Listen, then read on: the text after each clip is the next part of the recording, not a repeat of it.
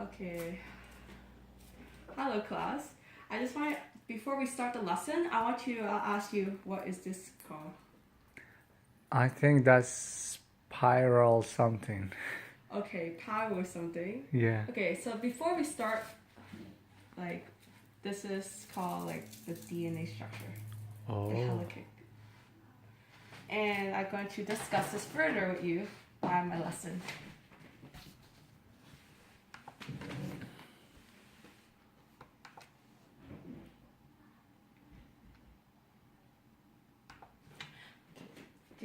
What is DNA? From your understanding from previous lesson. I think DNA is something to do with genes, right? Is it something to do with Yeah. with nucleus? Yes. Something like that. But let me further go over it. DNA is known as stands for dinucleotonic acids. Mm-hmm. It's known as the double-stranded polymers of nucleotide. Each consists of diol sugar, phosphate group, and 4 nucleus bases, nitrosyl bases. And DNA, also you said earlier, it contains genetic information of an organism. Mm. Before we discuss further about the structure, I will go further a brief history of the DNA discovery and experiment of each of the scientists. So, in the beginning, Frederick Masker was he discovered the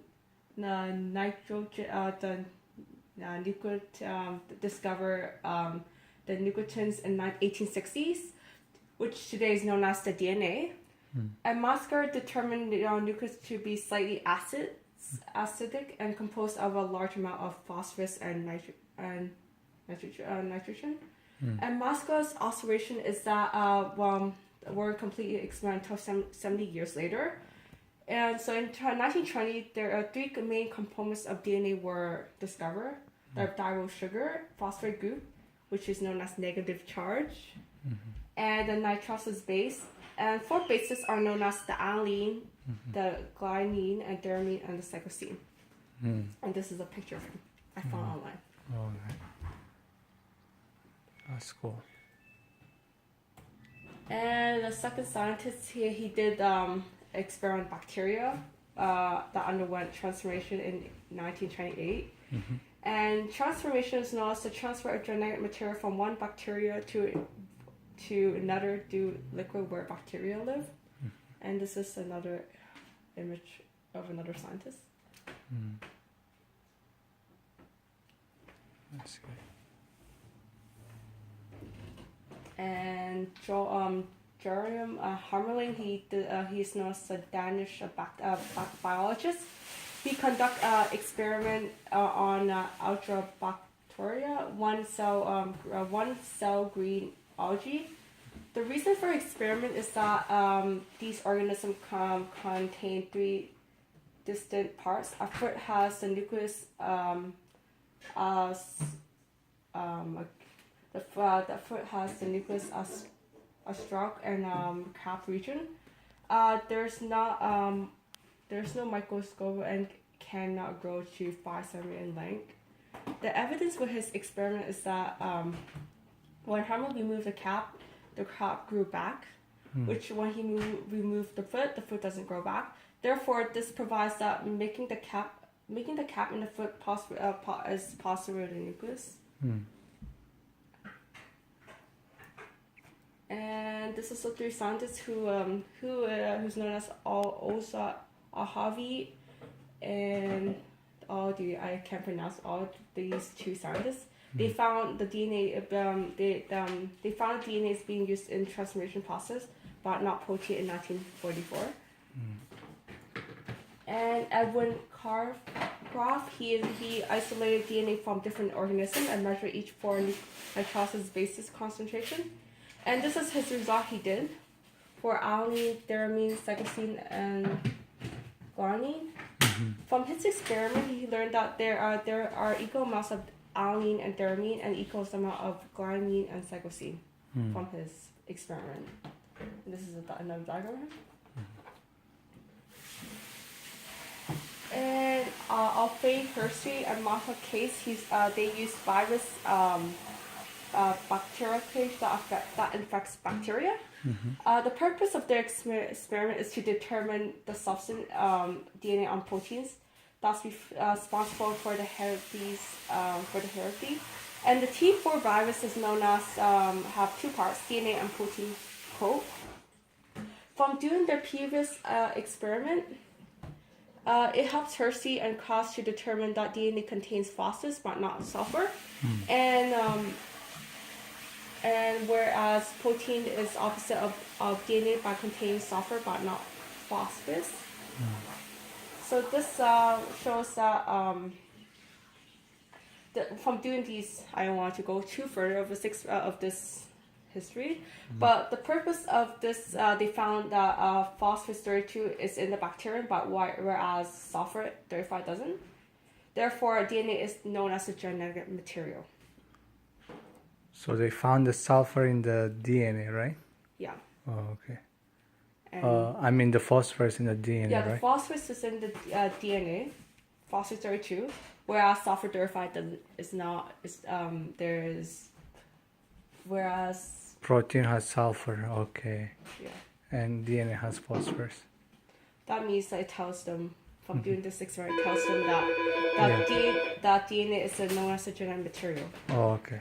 Do you want to know any further questions based on this history further? Yes, you said something before. There were four things. The basis, what are the four things? Alanine is known as A, Oh, okay. and deramine is known as T, and guanine is G, C is cyclosine. So that means that from the DNA structure, like here, Yeah, I made yesterday, it's like this structure. yeah. From previously, I'll make it upside down. So like A always paired T, Yeah. and C always paired G, Oh, based on okay. the nitrosis basis of the structure of DNA. Yeah. And then after this history, I will go further with the structure, Okay, sorry the to physical ask you early. properties and the chemical properties. Oh, okay.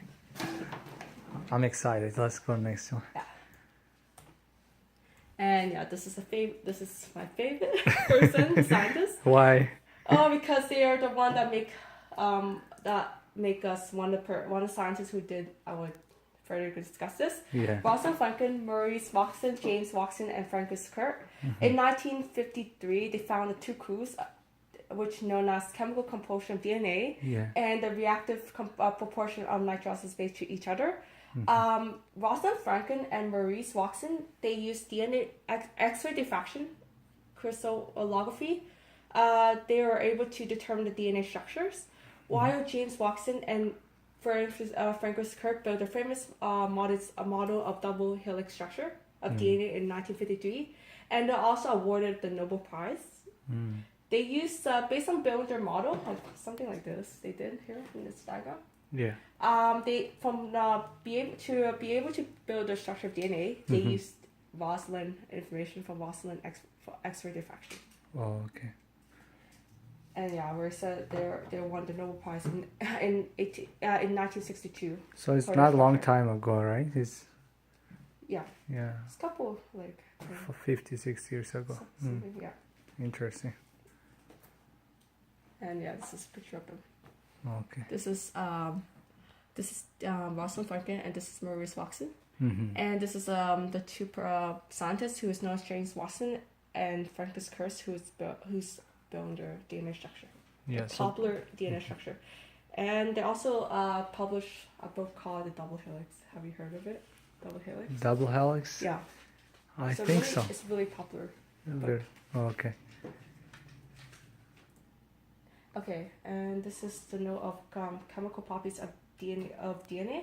And there's a note that I think you have to fill in the blanks. Okay. Okay, so the backbone, or known as the outer portion of DNA molecule of DNA molecule, contains sugar, which is known as the ribo sugar, and phosphate groups. And the hydrogen bonds from the DNA structure, which helps the nitrosis to extend inward and hold two arms of the molecules. And what does the purpose of hydrogen bond is to help like the nitrosyl space, each of them to like pair together. Okay. And as already said, like they hold two arms of the molecules. Okay. Here. And in theory, the base pair states that pyrimine is known as pyridines is known as the double ring structure. Bonds with the pyridines is known as the single ring structure. And the example of the nitrosyl I already said earlier is known as alanine bonds with theramine and cyclosine bond with guanine. Okay. The building blocks of a DNA is a nucleotide that composed of three separate molecules, such as phosphate group, 5-carbon sugar, which is known as pentose or deoxyribose, and nitrosyl bases. And the glycerol bond is known as bond between the sugar and the nitrosyl bases. And phosphate diester bond is known as bond between the phosphate group and sugar. DNA stand goes from the direction of 5' to 3'. Okay. Do you want me to fill this one? Yeah. Okay. So in theory, the base pair status Is here. Oh, purine double ring structure. Yeah. And pyridines is not a single ring structure. Okay. So that means they have two rings, the purines? Yeah, the purines has two rings, and while the pyridines has single ring structure. That means I will show you like diagram on the textbook. Okay. How they look. Okay.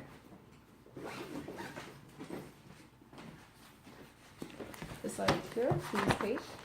Sorry, I don't have it on my PowerPoint, but it's on this.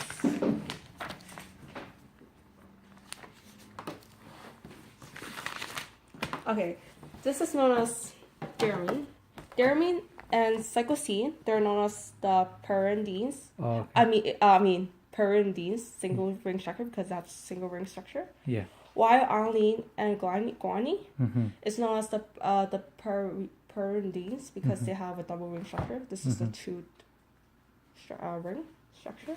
Okay, so one double ring joins one single ring? Is that what you said? Yeah, like okay. here. Okay. Like alanine joins theramine, Yeah. cyclosine joins guanine. Oh, it makes sense. Yeah.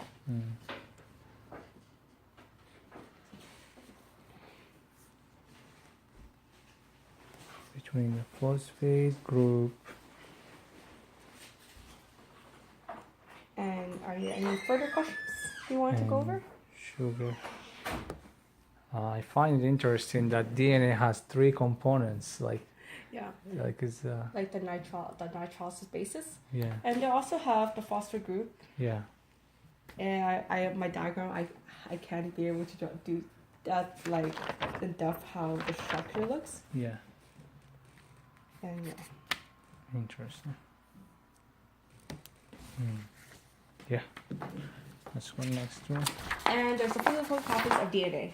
So from our understanding of Boston Franklin's activation pattern, the diameter of a DNA is known as 2 nanometers in diameter. And one complete turn of the helix makes 10 nucleotides. The distance between the nucleotides is 0.34 nanometers. Therefore, one complete turn is 3.4 nanometers long. So from our understanding, from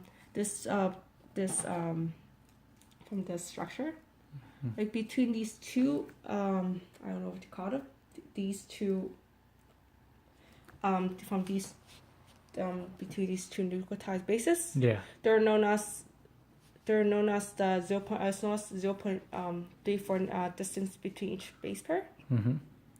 And therefore, one turns of the helix makes 10 nucleotides. Okay.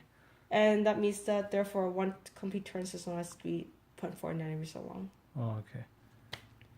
And the diameter of the DNA structure is 2 nanometers in diameter. But it didn't show on this textbook or even in my diagram. So would be from here to here would be 2 nanometers. This is 0.34 nanometers. Oh, this is 0.3. Yeah, like here. Oh, okay. See. And if I have 10 of them, you said it's going to be if I have 10, if I have, Is it it says here? yeah, it's like if I have one complete turns, it's like 3.4 nanometers. Oh, okay, one twist like this one. Yeah. If you twist this Yeah, one. yeah, if I twist one turns, Oh, okay, it's like one turn. 3.4 nanometers Oh, okay. long. Yeah. Yeah. Long. Very good. I get it now. Okay, sorry. That's Okay. good. And like between like my diagram, I also have this like between these are known as the hydrogen bond that bond them together. That's what keeps them together. Yeah. So if you want to break it down, We you got, can do it. Or yeah, there's gonna be further information on the of how they break the hydrogen. To prevent them bonding together, Yeah. there's some kind of enzyme that breaks the hydrogen bond. Oh, okay. That's it's gonna be further in this note. Oh, sorry. Any questions? No, I think this I like your Yeah. your design. It makes it really Yeah, I cool. got this from the internet.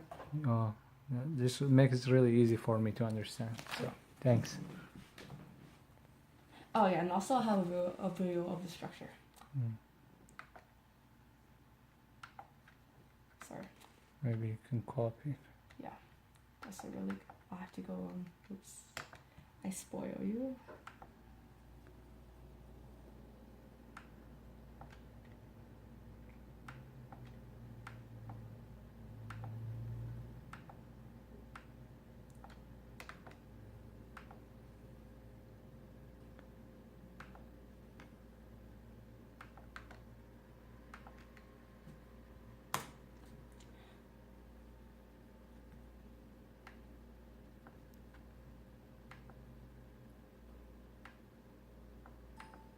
We're going to see a video. Yeah. The structure of the DNA molecule was first inferred by James Watson and Francis Crick, based primarily on X-ray crystallography data collected by Maurice Wilkins and Rosalind Franklin, and chemical analysis of base composition of DNA conducted by Erwin Charke. The key features of the structure are its right-handed double helical structure. Each helix consists of an alternating sugar phosphate backbone with nitrogen bases projecting toward the interior of each helix. One complete 360-degree turn of the helix covers 10 bases of length and equals 3.4 nanometers Yeah, that's in what we- physical distance. Oh, that's what we along said the before. axis of the molecule. The width of the double helix is 2 nanometers. The nucleotide bases are attached inside each backbone of the molecule so that the nucleotides in one helix Okay, strand so this is the diameter now. Now this is what you show. Oh, 2 the nanometers. 2 nanometer. That's the diameter. Oh, That it okay. didn't show on the textbook. Oh, okay. And this is a further depth of DNA structure. How they say inside there's a phosphate group, and they also have like there's like in the DNA structure there's like it goes from 5' to 3', and they're like opposite Yeah. each other. Yeah. That's why like in the letter of it, it's like upside. It's like it seems like upside down. The purpose is that it's like goes from 5N to 3N. Therefore 5N to 3N, which they're like complementary base pairing. Oh, okay, That's so the they have to purpose. be in the opposite direction. Yeah, to be Okay. attached. Oh, okay. That's cool. Yeah, I like DNA already. yeah. Hope you love it more. And let's see if that. And you could maybe I could continue. Bonded to the bases in the other helix or strand. The hydrogen bonds hold the two strands of the double helix together. That's what I said earlier. Yeah. So let's continue to pause the next part.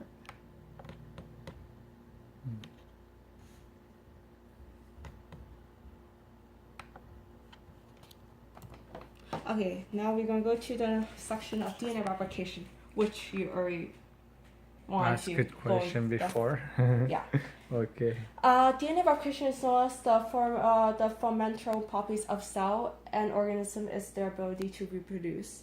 All cells are able to grow, giving rise to a new generation of cell by undergoing DNA replication and cell division. And during the stage of DNA division in eukaryote cells, the genetic material is replicated where the nucleus is equally divided between two daughter nucleotide known as mitosis, which in grade 10 we did talk, especially on how the stage of mitosis happens. Mm-hmm. But I assume you already know some of the stuff from grade 10. And It's been a long time ago. yeah. Mm. And followed by, which we don't have to so worry about this in this unit. Okay. And followed by kinetosis, cells is split and forms two new cells.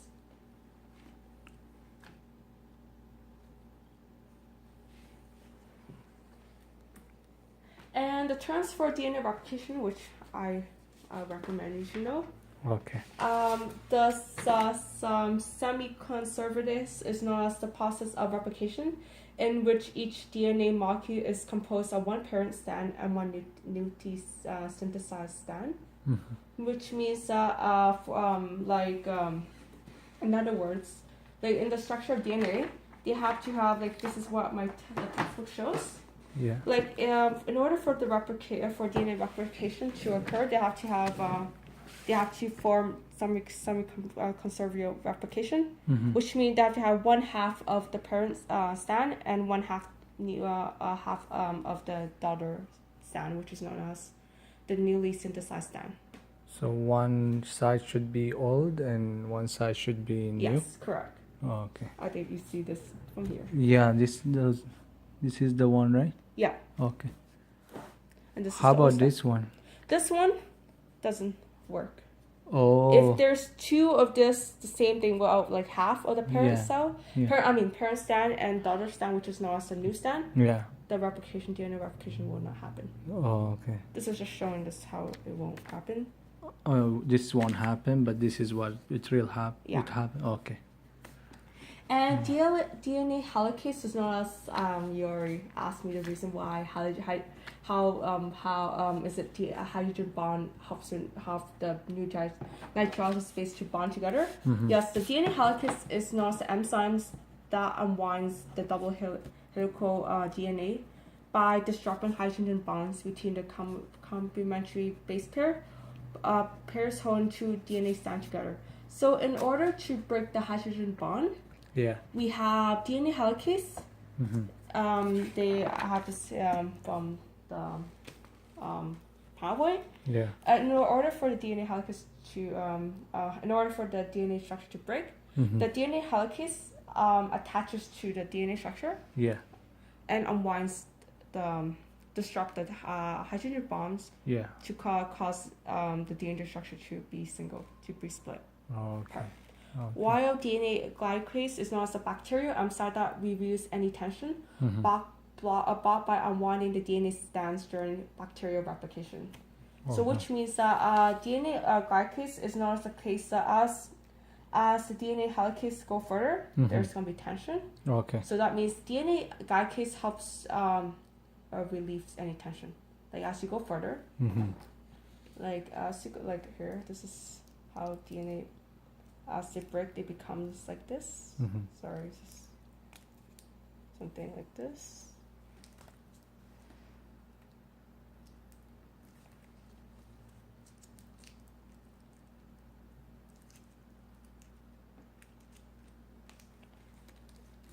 Something like this. Yeah. Oopsie.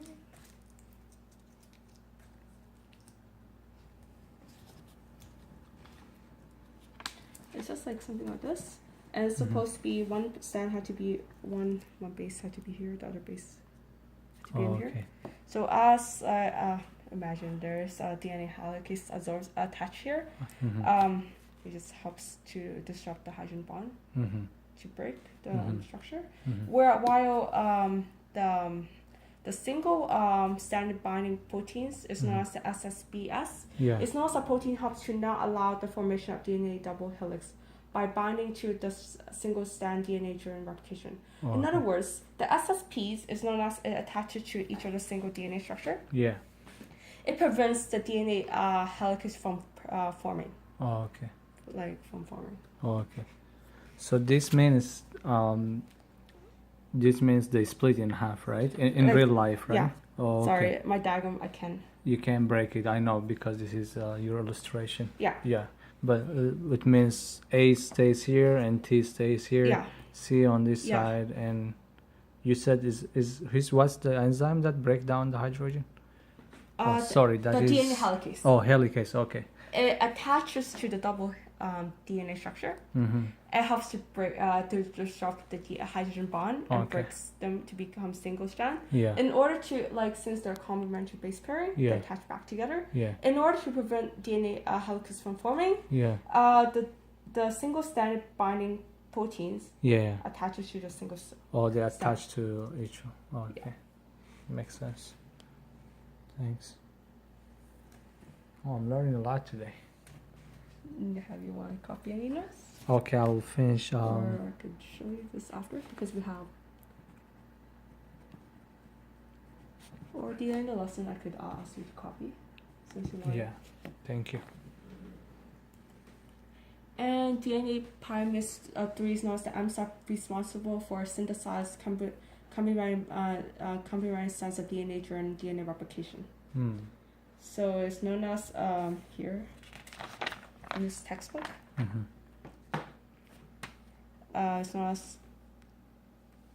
It's known as for the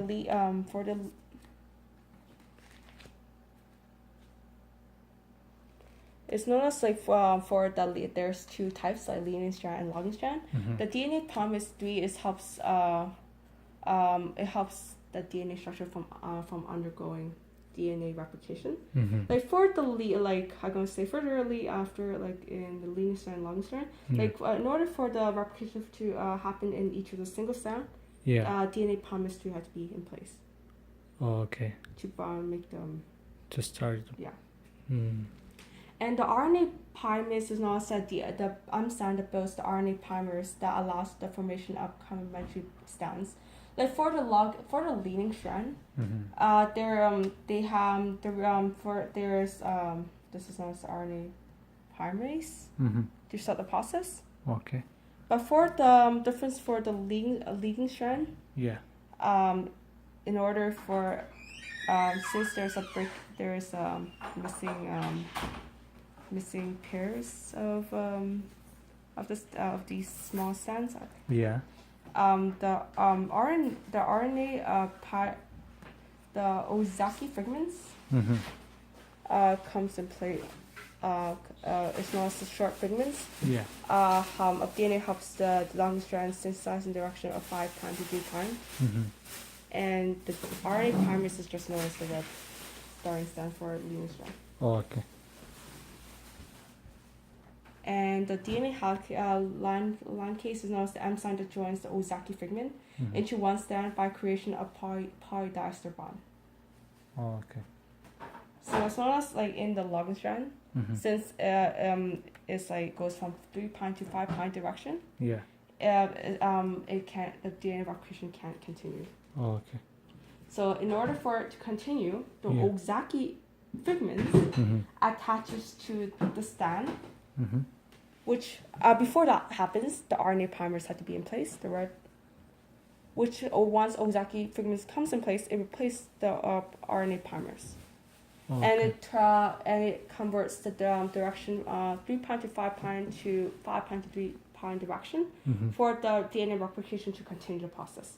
Oh, okay. For the leading strand, for the long strand, it just have one RNA polymers, and then the DNA polymerase 3 just comes in place, Mm-hmm. attaches to the leading strand, and continue the process.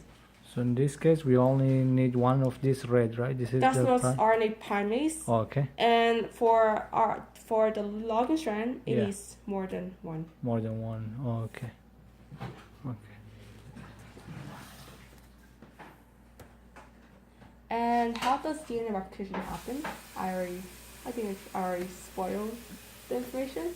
DNA is not semi-conservative, Yeah. which we specified earlier. Mm-hmm.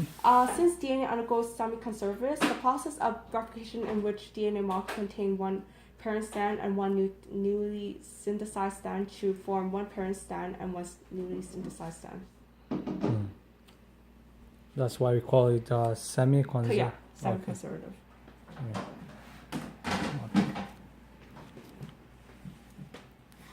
And this is known as the earlier version of how DNA replication occurs. Okay, the DNA is known as double-strand molecules, Yeah. and it separates, which it forms the new synthesized strand, and this is the old synthesized strand. Oh, okay. This is not a true dot. This is not a dollar strand. Well, two of them is known as $2 strand molecules. And this is the video of the semi-conservative. Oops. Okay. We can put escape.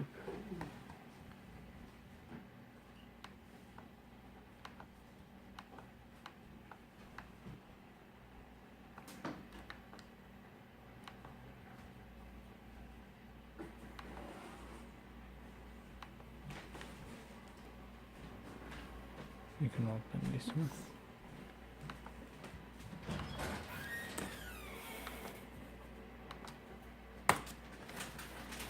Here.